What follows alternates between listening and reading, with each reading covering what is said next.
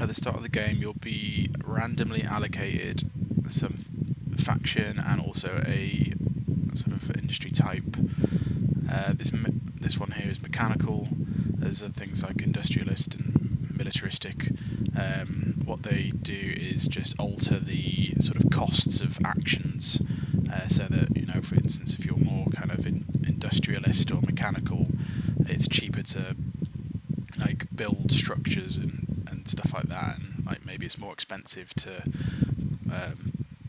I don't know, grow crops or something like that. I don't know, shit example.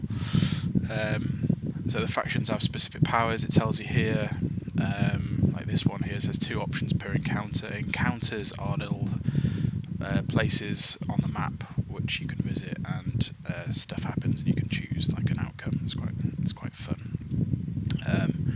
And here, my faction starts with 3 action cards. Action cards are for fighting.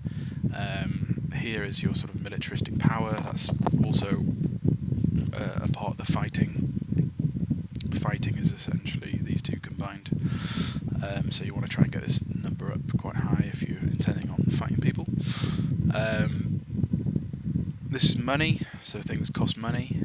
And the hearts are popularity, so it's quite important, especially at the end of the game, you want your popularity to be high, because it kind of makes your scores better. So I'll talk about the scores in a bit, but yeah, popularity is sort of what that does.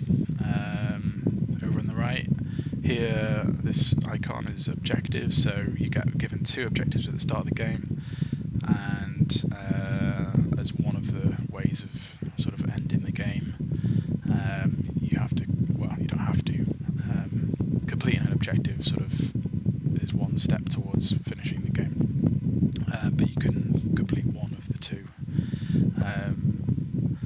You can't complete both unless you're the Saxons, then you can. And then also the factions have unique ways of moving around the map. So for instance, the Polish, or Polania, they can move into lakes, and then they can move out of lakes, and they're kind of like submarines. They can submerge in one lake and emerge